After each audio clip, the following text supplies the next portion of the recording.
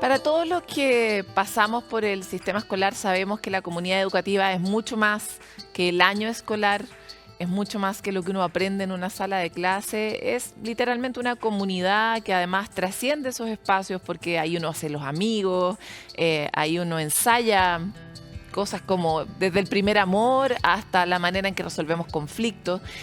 Y eso no se termina tampoco durante el verano. Es por eso que este verano ha buscado extender las posibilidades del año académico, ampliando a través del juego, a través del encuentro, a través del cuidado, las posibilidades para que niños, niñas y adolescentes puedan adquirir algunas de las habilidades que se nos quedaron tan atrás durante la pandemia, que necesitamos recuperar con urgencia como sociedad. Y al mismo tiempo ser una posibilidad atractiva también para nosotros los padres y las madres, que durante los veranos nos cuesta tanto administrar lo que significa tener a un hijo o a una hija en la casa. En este contexto es que Mineduc lanzó el plan de verano que busca reactivar el proceso educativo también durante el verano, y es además un trabajo transdisciplinario con otros ministerios para hablar sobre el trabajo, los desafíos y para qué es este plan. Es que hoy día estamos con el ministro de Educación, Marco Antonio Ávila. Muchas gracias por estar aquí. Muchas gracias, Paloma. ¿De qué se trata este plan, ministro?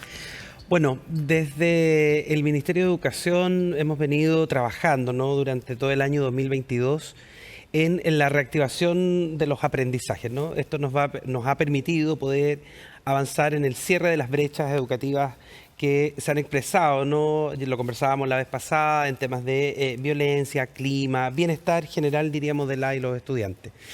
Y como una manera de mantenernos, ¿no?, activos y vinculados a las comunidades educativas en una relación permanente con las familias, es que junto a otros ministerios, en este caso el Ministerio de Desarrollo Social y Familia, el Ministerio de las Culturas, el Arte y los Patrimonios y el Ministerio del Deporte, hemos podido ofrecer una cantidad de actividades, ¿no es cierto?, en más de 500 establecimientos a lo largo de las 16 regiones del país, que nos permitan mantenernos cerca de las familias, ¿no?, y hacer ver que los centros educativos son espacios seguros, son espacios de cuidado, son espacios de entretención y de aprendizaje.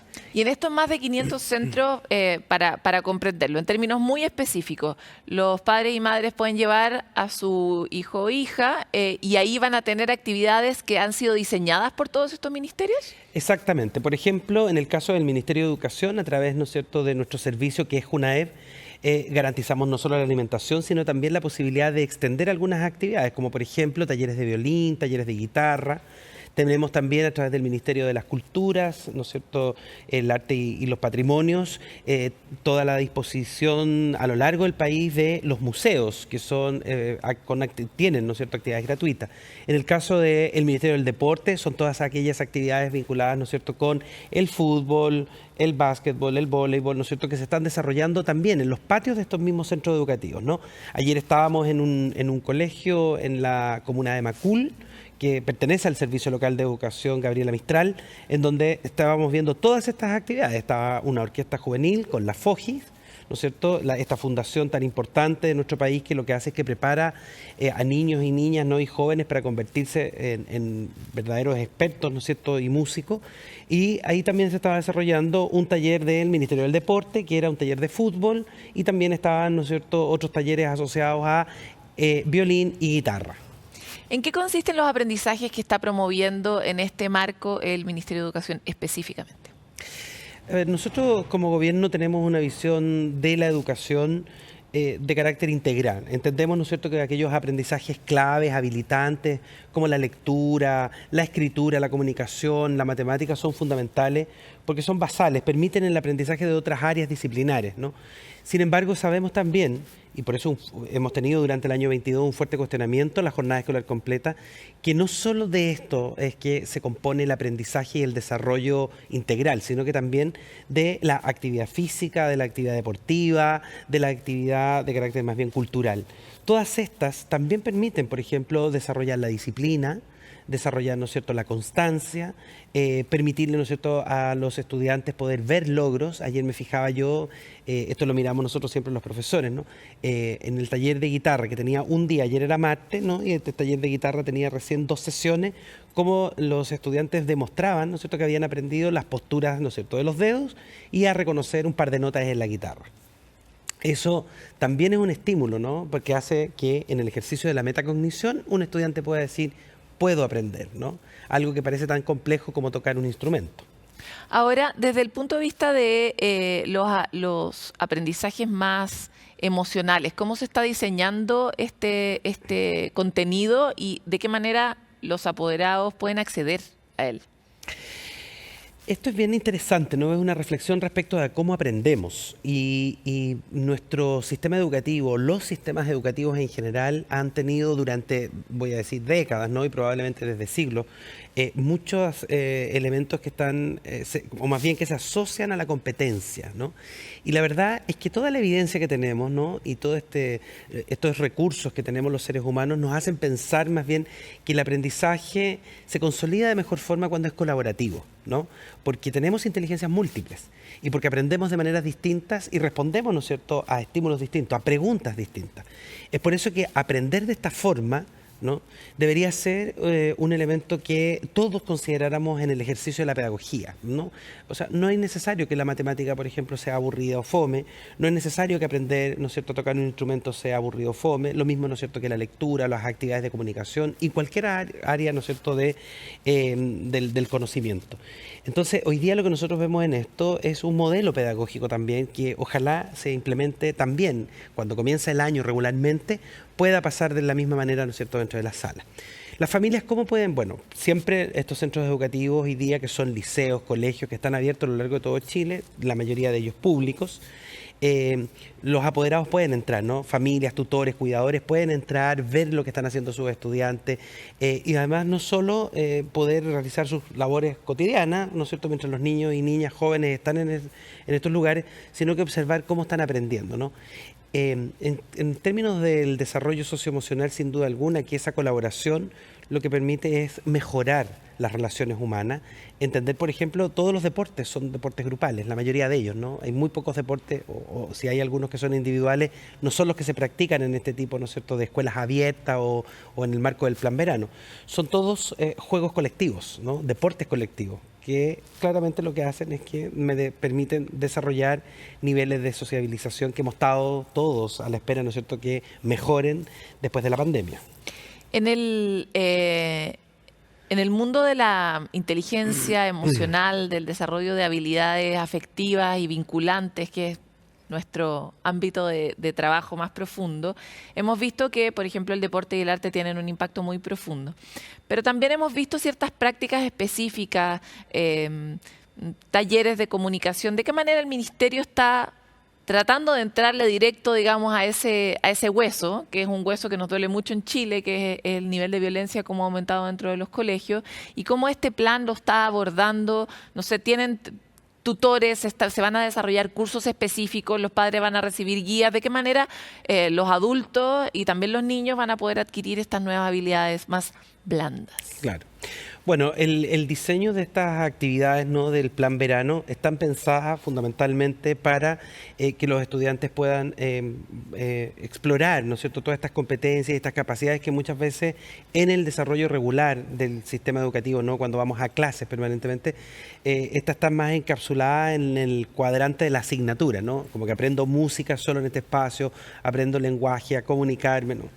Entonces estas son actividades mucho más libres, tienen mayor nivel de flexibilidad y tienen un foco único, ¿no? Probablemente el dominio de un instrumento, en el caso, por ejemplo, del taller de violín, o el dominio, ¿no es cierto?, de un deporte, o el desarrollo de una actividad, ¿no es cierto?, como el aprendizaje de algunas habilidades comunicacionales si estamos haciendo un taller de teatro. ¿Qué es lo que sucede, ¿no? Más en el desarrollo regular del año escolar? Es que como Ministerio de Educación estamos trabajando, nosotros no paramos durante el verano, en la preparación de un conjunto de materiales que están enfocados fundamentalmente hacia las comunidades educativas y en particular a aquellos actores que entendemos nosotros como principales, que son los adultos y las adultas, ¿no? Que son referentes dentro de los establecimientos. Los profesores y profesoras no podemos claudicar a la tarea precisamente de ese desarrollo integral. Y es por eso que lo que estamos preparando son materiales que, por ejemplo, a las duplas psicosociales o a los profesores o profesoras jefes o profesores tutores, como se llaman en algunos establecimientos, puedan acompañar, por ejemplo, este proceso inicial, ¿no? Cuando nos encontramos el 2022, al principio del año, con esta crisis, ¿no?, de clima que se ha ido profundizando, pero también ha ido disminuyendo, ¿no?, de alguna manera. Profundiza el tema, pero disminuye, ¿no es cierto?, el efecto. En términos de lo que significa la denuncia, por ejemplo, sobre violencia, es que nos hemos encontrado con adultos y adultas que no han tenido las herramientas, por ejemplo, como para comunicar o para poder hacer ver la manera en que las personas se relacionan. Entonces, sabemos que hoy día estamos con necesidad de herramientas muy concretas para profesores, que además tienen que acompañar a padres, madres y tutores, ¿no? Porque los padres tampoco necesariamente tienen los recursos necesarios para poder acompañar a sus hijos en estos procesos de sociabilización que han sido tan complejos, ¿no? ¿Dónde encuentran los adultos esos materiales y esas herramientas específicas? ¿Dónde van a estar? Esos materiales van a estar disponibles, ¿no es cierto?, para todos los establecimientos a partir, ¿no es cierto?, del mes de marzo, junto con los programas que vamos a desarrollar durante el año 2023 en el marco de la reactivación educativa. Fundamentalmente, una intervención muy puntual en 120 comunas del país, en donde vamos a generar redes territoriales de convivencia escolar. Luego, ¿no es cierto?, en la ampliación de un programa que se llama Habilidades para la Vida, que es un programa muy bien valorado, ¿no?, y que se desarrolla a través, ¿no es cierto?, del servicio de JUNAEP. Y junto con eso, ¿no es cierto?, el apoyo que vamos a dar a todos los establecimientos con formación para el profesorado y también, ¿no es cierto?, con herramientas muy concretas para atender al menos las primeras semanas, ¿no? Mire, un elemento bien esencial, Paloma, que veíamos nosotros es cuando volvimos a clase después de 2 años, muchos establecimientos, por ejemplo, no habían hecho un repaso, por ejemplo, sobre el manual de convivencia. No desde la lógica del autoritarismo, ¿no?, y decir, mire, estos son los cumplimientos, estas son las reglas, sino hacer la reflexión junto con los niños, niñas y jóvenes respecto de, bueno, ¿por qué es importante resolver los conflictos de determinada manera? ¿Por qué es importante, ¿no es cierto?, concurrir a el adulto que está como referente dentro de la sala de clase para mediar en la problemática? Bueno, porque es fundamental, ¿no es cierto?, que tengamos ciertas normas que nos hemos dado al interior de los centros educativos para poder desarrollar una convivencia sana. Ministro, esto que parece muy sencillo, disculpe Paloma, esto que parece muy sencillo, está en el ABC de, ¿no es cierto?, del ejercicio del profesorado en términos de que somos quienes formamos a estos jóvenes o a estos niños. Ministro, hemos visto cómo el otro día hablaba con distintos psicólogos y hablaban de la relevancia de que en la vida de cualquier niño exista al menos un adulto significativo, un adulto al que cuando te vea se le encienda la cara de felicidad, que realmente te mire, ¿verdad? Y eso no le pasa a todos los niños de Chile. Ese adulto a veces pueden ser los padres, efectivamente, pero a veces es un tío, es una abuela y a veces es el profesor. Entonces me encantaría, como para ese adulto significativo que tal vez nos está viendo, saber si es que existe por parte del Ministerio alguna oferta específica que los ayude a hacer mejor su tarea de adultos significativos en la vida de un niño o una niña. No, sin duda, ¿no? La participación de las y los adultos en la vida de los niños no solo permite las labores de cuidado, sino que también la posibilidad de un desarrollo efectivamente mucho más integral a propósito de la valoración de los propios intereses, ¿no?, que los niños, niñas y jóvenes tienen. Y en eso nosotros tenemos hoy día una oferta, ¿no?, que yo diría que es bastante amplia. Y una de ellas que va a ser muy importante, ¿no?, que quizás las familias que nos están mirando puedan, ¿no es cierto?, acceder a ella. Primero, contarles que todas estas actividades hoy día se pueden, ¿no es cierto?, observar, estas escuelas abiertas, a través de una página web, ¿no es cierto?, que es seamoscomunidad.cl, ¿no? En este sitio uno va a poder identificar dónde están estas actividades y dónde se encuentran estos 549 centros educativos con actividades de escuela abierta, en donde estamos confluyendo todos los ministerios con distintas actividades, ¿no es cierto?, para los niños, niñas y jóvenes. Lo segundo, ¿no es cierto?, son las actividades asociadas a cultura. Esto es chilecultura.gov.cl. En este sitio nosotros vamos a poder encontrar todas las actividades, ¿no?, en donde también los adultos son importantes, porque los adultos van mostrando, ¿no?, por ejemplo, actividades culturales. Yo recordaba ahora, por ejemplo, que estamos frente a la época en que se realiza el Carnaval del Sol en Arica. También, ¿no es cierto?, está toda la red de museos, más de 500 museos a lo largo del país, en donde los adultos podemos, ¿no es cierto?, acompañar a nuestros hijos, sobrinos, ¿no es cierto?, y llevarlos a conocer qué se está exponiendo en cada uno de ellos. Y quizás lo más importante es una aplicación que se ha desarrollado en el Ministerio de Educación, particularmente en la Subsecretaría de Educación Parvularia, que es la aplicación se llama Contigo Juego y Aprendo, ¿no?